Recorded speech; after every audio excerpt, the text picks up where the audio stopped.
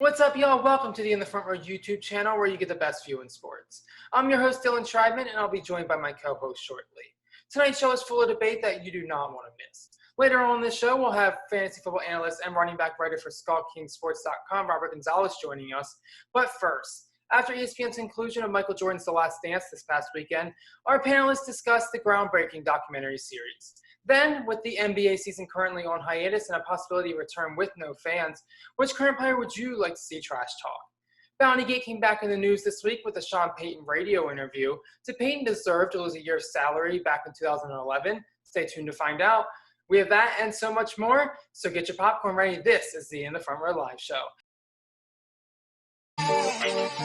Hey, yeah, we in the front row and it's so live. Shout out to In the Front Row. You'll see some of those highlights from Montrez and everyone throughout their Hey, drilling. baby, front row the best.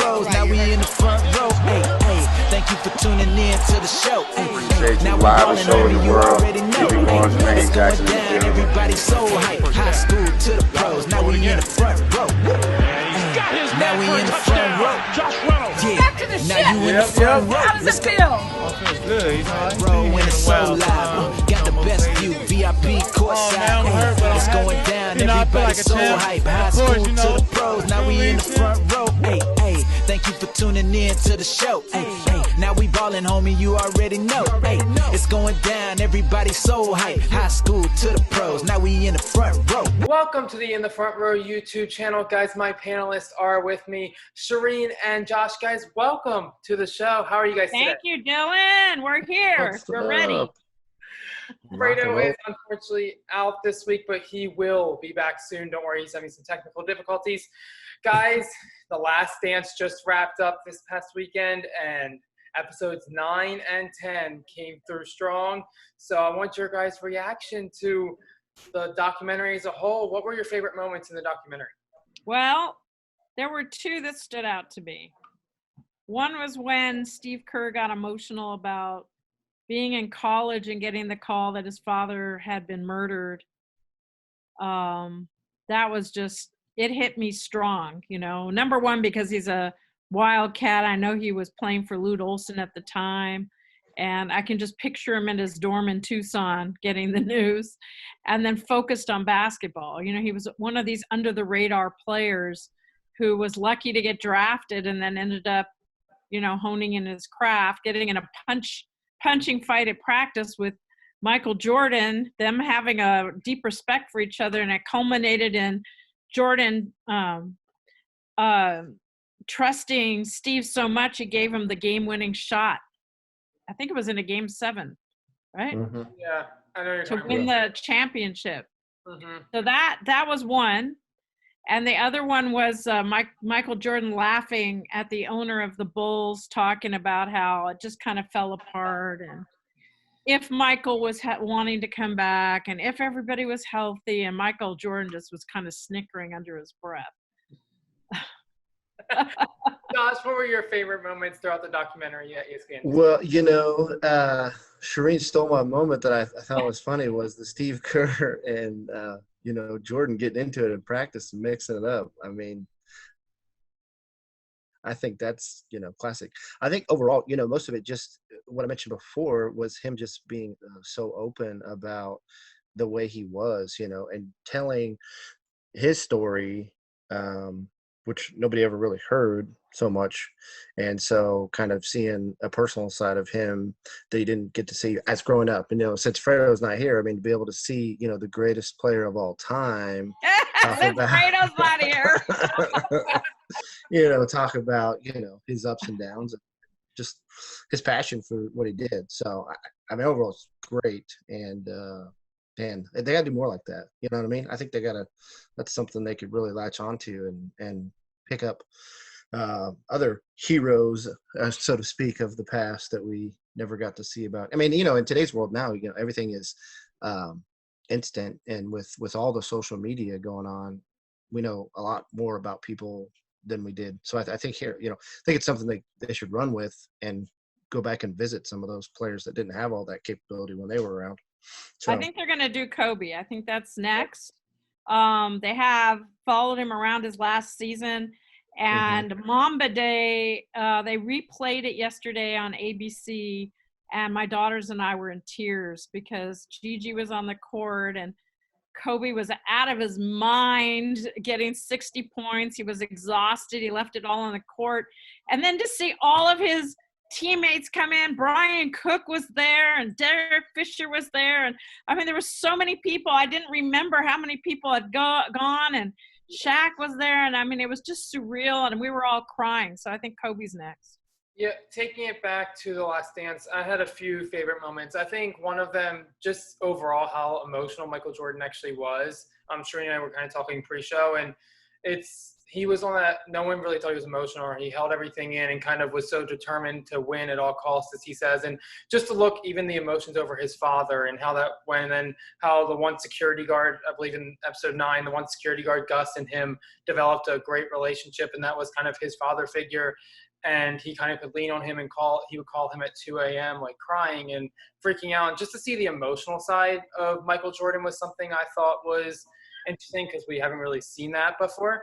And just how the dynasty, I enjoyed in the early episodes how the dynasty was put together before they started winning titles. So they traded for Dennis Rodman and, getting Scottie Pippen and out of the draft and everything like that, just seeing kind of how Jerry Krause made those moves before he decided to blow it all apart.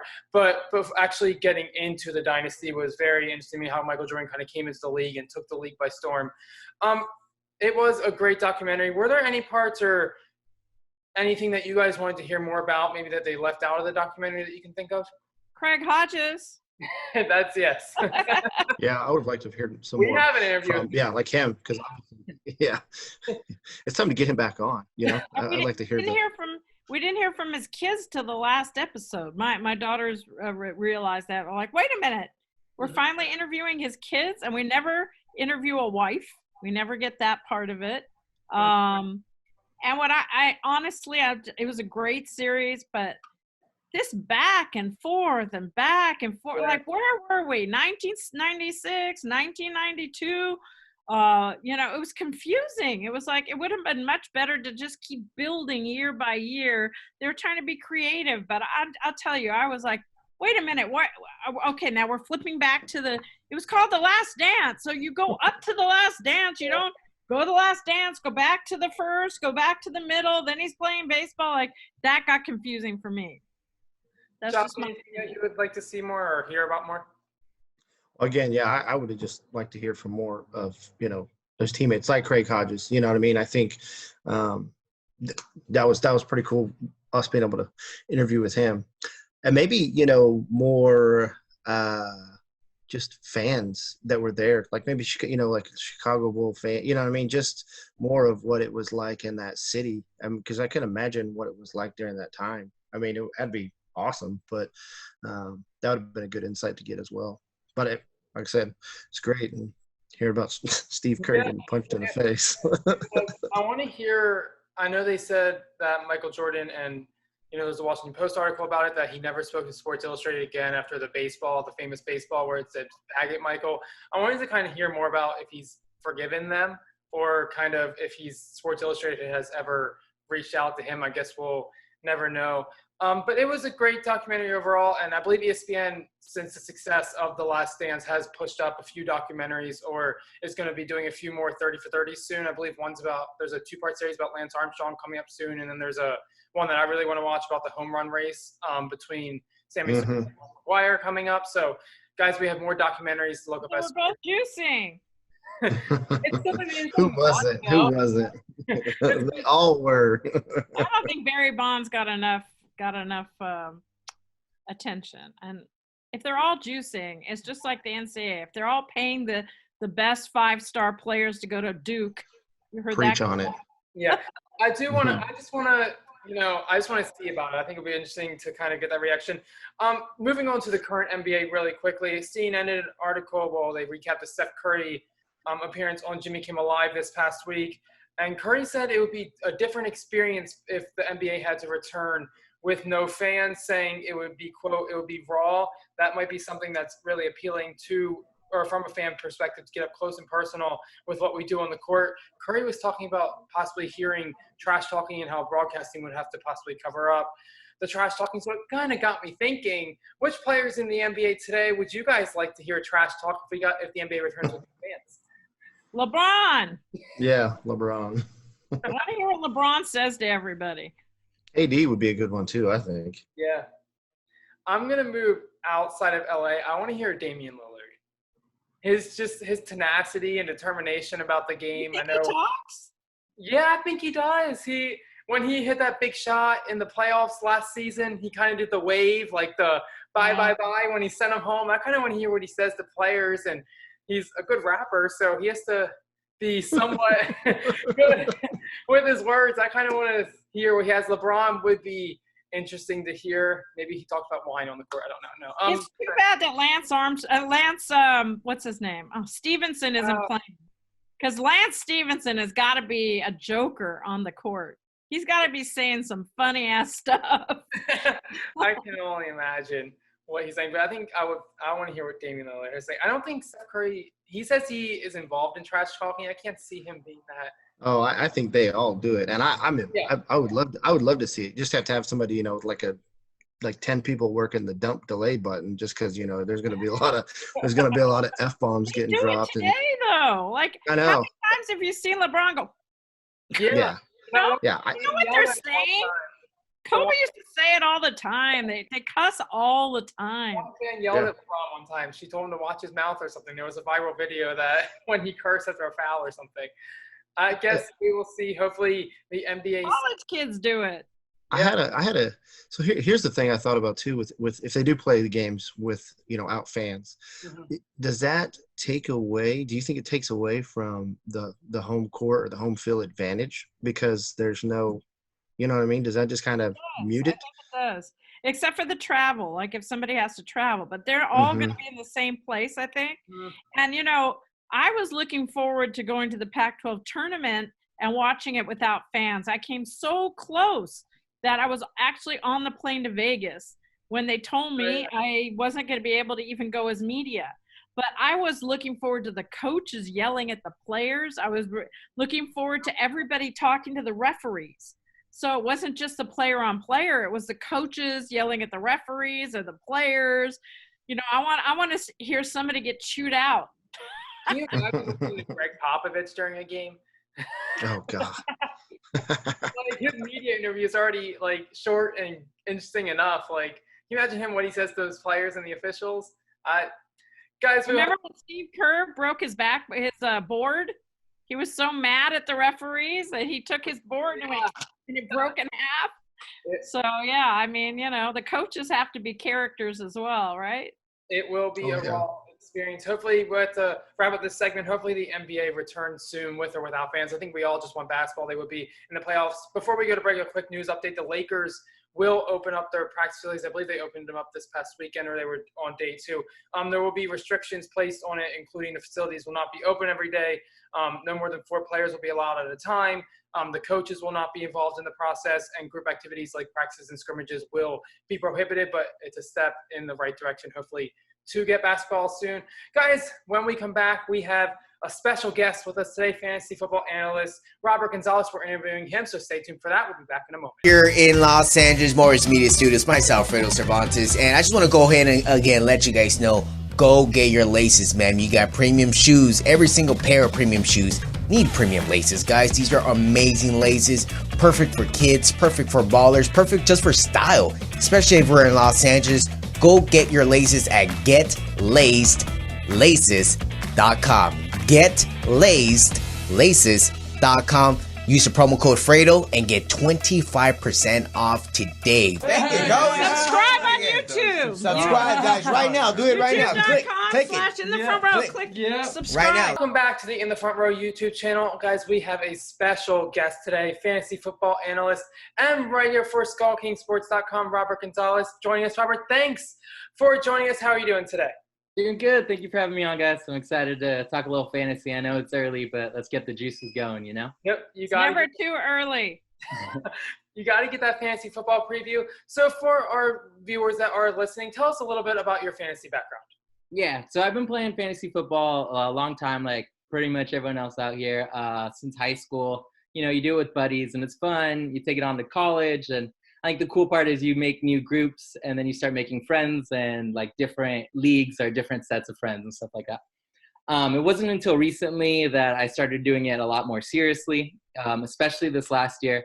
I take a look at all the matchup calendars that come out. I take a look at their strength of schedule. I take a look at offensive line, teams, how they're shifting players, and I just fell in love with it. So I really took it to heart, I'd say, over the last 2 years. And this last year was probably the year that I went the hardest. And I was like, okay, over summer, I'm going to learn everything I can, listen to all the beat writers.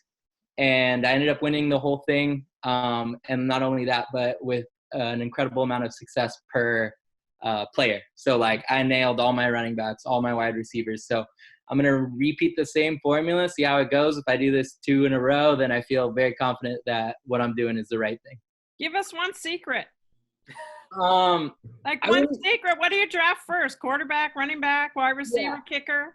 Okay, so for strategy, to me, the biggest thing is there's a amount of players per each pool, basically. So it really depends on the format you have. But if it's even across the whole way, like 2 running backs, 2 wide receivers, a tight end, and a flex, I really like to go with running backs and tight ends for top-end talent, and 1 tight end. But really top-end talent because they're so shallow at the position.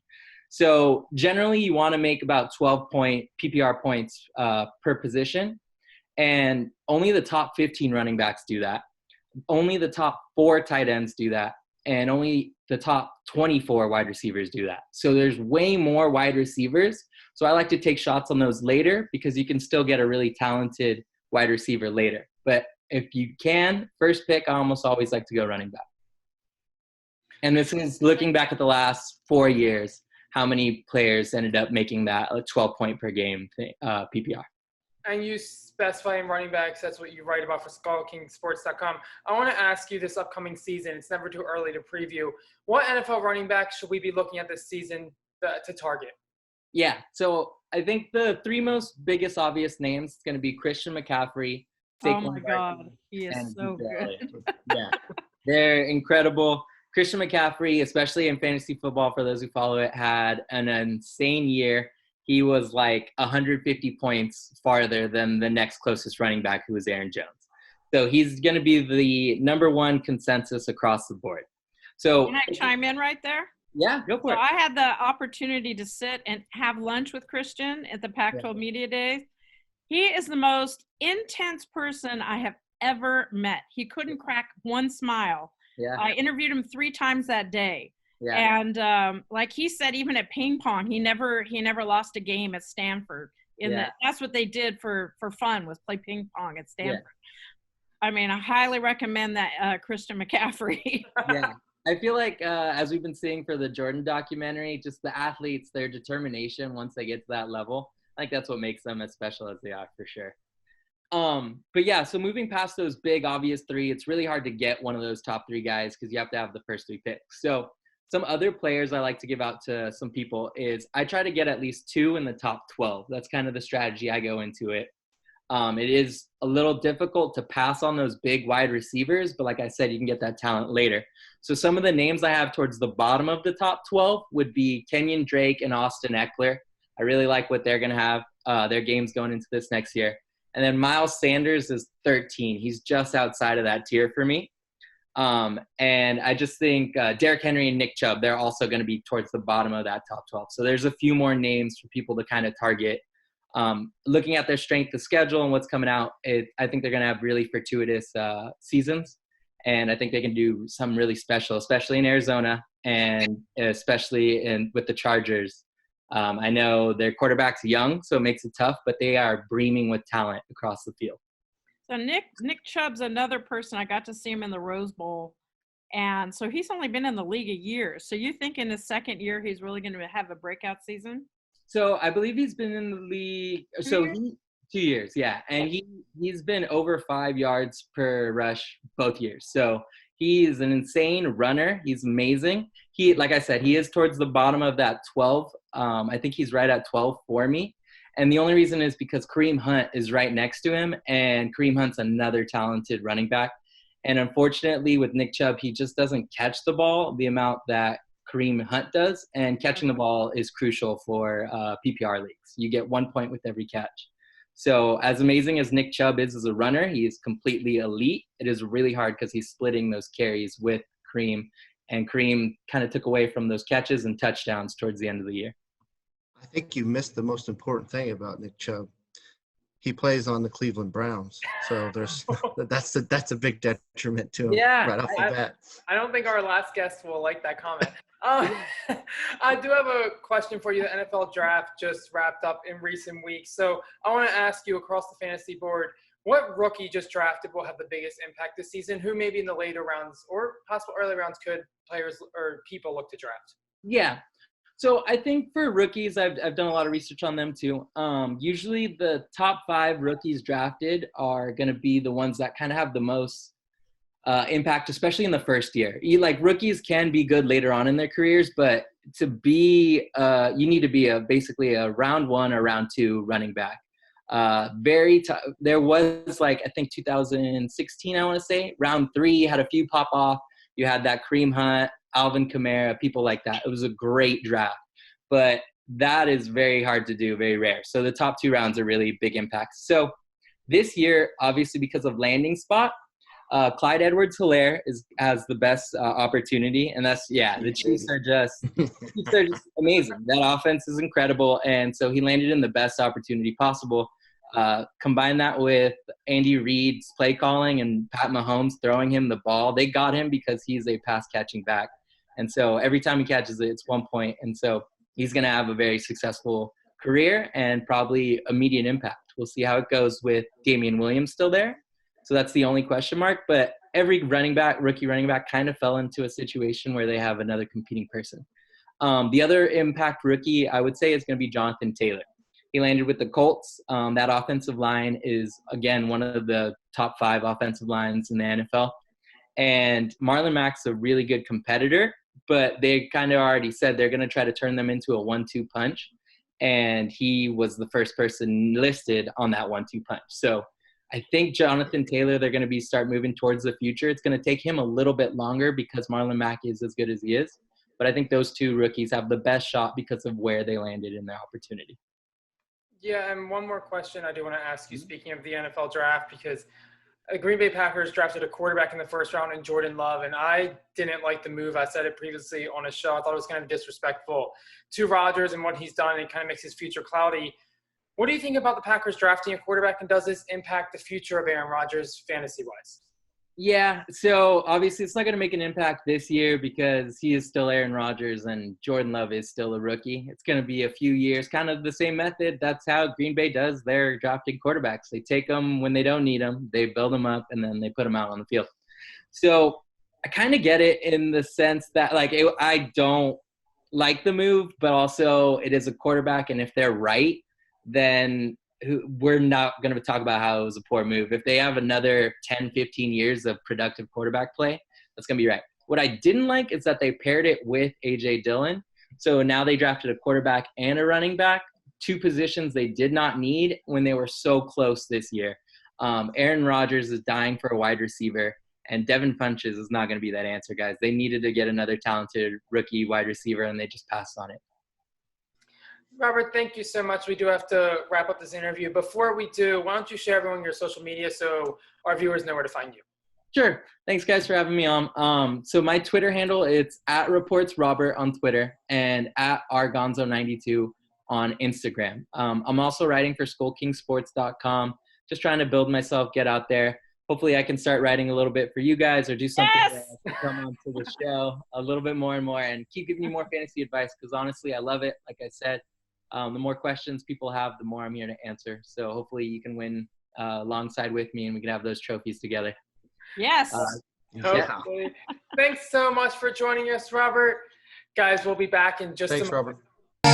Hey, yeah, we in the front row and it's so live. Got the best view, VIP courtside. Hey, it's going down, everybody so hype. High school to the pros, now we in the front row. Hey, thank you for tuning in to the show. Hey, now we ballin', homie, you already know. Thank you, Subscribe on YouTube. YouTube. Subscribe, guys, right now. Do it right now. Click it. YouTube.com/in-the-front-row. Click subscribe. Right now, click. Welcome back, guys, here on the YouTube channel of In the Front Row. Shereen and Josh are with me. Fredo is unfortunately out this week with some technical difficulties, but he will be back soon.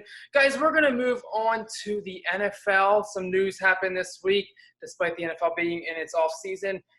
James Harrison had to clear up some comments, that he made on a Barstool Sports podcast, saying that Mike Tomlin handed him an envelope after he made a hit on a Cleveland Browns receiver back in his playing days with Pittsburgh. And Sean Payton took offense to it. We'll get to that in a moment. But Harrison was surprised that people were comparing it to Bountygate and had to clear up his comments saying, wow, y'all really comparing what I said to Bountygate. Mike has never paid me for hurting someone or trying to hurt someone. Even the Steelers organization, Art Rooney, denied the envelope even happened. It's a whole news item this week. But it got me thinking, should the NFL have investigated this more seriously? Yeah, of course. He let it slip and he made a mistake. Why isn't it worth? I mean, if Belichick is stealing signs and, they're doing it in baseball, of course, everybody's cheating, right? So cheat until you don't get away with it. Isn't that what the going saying is these days? If you ain't cheating, you ain't trying. I want to get your guys' opinion because Sean Payton made some comments that I want to bring up. Sean Payton ripped the NFL on a 105.7 The Fan interview, saying he'd be shocked if the NFL did a thorough investigation or some kind of punishment similar to the Saints in their Bountygate. That's where back in 2011. Payton said, quote, I think what happened to us back in 2011 in so many ways was a sham, and stated the loss of his salary for a year is something he truly will never get over. Remember, he was suspended for that season. So did the punishment fit the crime? I want to get your opinion. Would you? Yeah. And Belichick should have gotten a punishment too for Deflategate. Is he untouchable or something? Obviously the punishment fit the crime, and I can't imagine that they won't look into it further. I mean, be honest, a lot of these teams probably do that more than we hear about. Like you said, Shereen, Harrison just slipped and let it out, thinking he was, in a regular conversation, whatever. But they set the precedent with Sean Payton of putting him out for a year, and that whole Bountygate of what they looked into it. Yeah. So with that being said, they can't not look into it because Sean Payton come back and say, hey, you guys are playing favorites, and they set themselves up for more trouble down the line. So I guarantee we haven't heard the end of it. It's just it's getting buried away because it's not NFL season, but it'll come back up, I bet. And the latest thing that I heard was that they might give a high third-round draft pick to any team that hires a person of color in the GM or head coach position. Wow. And you would think that that would be a positive thing, but a lot of people took it negatively, and not the people you think would take it negatively. So I don't know how I feel about any of that, but they do need some incentive to seriously consider people of color, women and whoever else, so. Stephen A. Smith does talk about it all the time on First Take. If you watch it, he talks about how I believe there's only one minority owner in the NFL. And I think it's time, I agree with it. I think it's time to start diversifying the NFL. Stephen A. has a lot to say on it. If you want to listen to it, he's very. I mean, can you imagine giving that much crap to Colin Kaepernick for kneeling and getting some other people to kneel so that people pay attention to police brutality in this country? And then we've got all these people that have swastikas and Confederate flags and machine guns storming, state capitol buildings, and that's patriotic. But kneeling on one, this world is crazy right now, just crazy. It is. I never, if you want my honest opinion on that, I never thought Colin Kaepernick did anything wrong. But that's a whole nother segment we can do for another day. I do want to wrap up. James Harrison did clear up his comments that there was never money or he was never paid for handing or for in the envelope that Mike Tomlin. What was it for then, Dylan? What was it for? He never clarified. I don't know. He said it was a gift certificate for Golden Corral. Golden Corral for Sizzler. The Steelers owner and I believe Harrison's former agent both deny that he ever got an envelope and don't know. I don't know. It's a whole weird investigation. I think it goes back to the commissioner. I know Fredo talks a lot on this show. Unfortunately, he's not on tonight, but I know he talks a lot about Rob Manfred and how the MLB needs to fix that situation. I'm going to make a statement here. I think until Roger Goodell is not the commissioner in the NFL, we will always have these issues with punishment. If you look back on the punishments never seem to really be as diligent as they could be. You look but back. It goes back to the owners, which are his bosses, Dylan. Yeah, his bosses are the owners. Look at the owners. I think it's time for a new commissioner, but maybe you need a change in the NFL. There's a lot going on. I do want to talk about the MLB because they are trying to return their season. We'll see what happens with the NFL when their season comes up. And hopefully the Ravens will do well this year. But that's all I'm hoping. The Rams got new uniforms. All right. Tampa Bay Rays player Blake Snell stated that MLB players may be apprehensive when it comes to playing in a bridge season. I want to read you his quote because I thought it was interesting. It sent really the nation into a debate. He said, quote, "Y'all got to understand, for me to take a pay cut, it's not happening because the risk is through the roof. It's a shorter season, less pay. Yeah, man, I got to get my money. I'm not playing unless I get mine. That's just the way it is for me. I'm sorry if you guys think differently, but the risk is way higher and the money I'm making is lower. So why would I think about doing that? So I'm sorry." Players, superstars like Bryce Harper and Nolan Arenado have come to his defense and agreeing with him. So do you agree with Snell on his comments that in a bridge season, players should be apprehensive? I think so. I'm shocked at all the people out on the beach and no one's wearing masks and running canyon for hiking. And what the hell? Like, oh, we're opening up. Okay, everything's fine now. We're just going to – look, I've been holed up for 9 weeks in my house. And I go out with masks. And I went to Trader Joe's and was freaked out because no one would give me space. So I don't understand. If we're plateauing, some states are rising – we're still having more and more deaths we're reaching 100,000 deaths. So, I mean, he feels like he's risking it. I think he's risking it. And I think he's right. He has so I guess I don't know his whole thing. I mean, I what you said, but so he's saying that it's risky for him to to make money for his job, since that's his job, or is it risky for him to not get paid and have no money and not have a job? No, I guess, you know what I mean? Like, where's he at when it comes to that? Because so what's his alternative? Is he going to go do something else? If that's his job and that's his source of income, you know what I mean? Where's he? I guess I get the risk, but at one point in time, I mean, I guess maybe he's better off that he doesn't have to do anything when the people that don't have that luxury in life, they run the risk and, like we don't know what it is. It's, one place you can go into, and it obviously we found out the virus knows not to go to places where people are, but it for some reason it avoids Walmart. And you know what I mean? Like, so is it going to avoid baseball stadiums? I mean, yeah. So as far as his point, I think, we'd have to know more, but I think it'd be interesting to see. And did you guys watch some of the Korean baseball league? Things they were doing. They started that one back up, and they showed their list of things that they had to do or they were doing, and it was they wore masks when they were not on the field, and then they got their temperature checked twice a day while they were at the facility. And they just had a long list of things that they did, and I haven't heard of anybody that's gotten the virus from that. So I don't know. I mean, what happened with basketball? One person had it, and everybody touched the basketball. Had a potential of getting it. And then his teammates got it. So basically, he's saying it's too risky for him to take a pay cut, I believe, to kind of clarify in what he's saying, just because of the fact that we are in a pandemic and they would be risking to go out and play.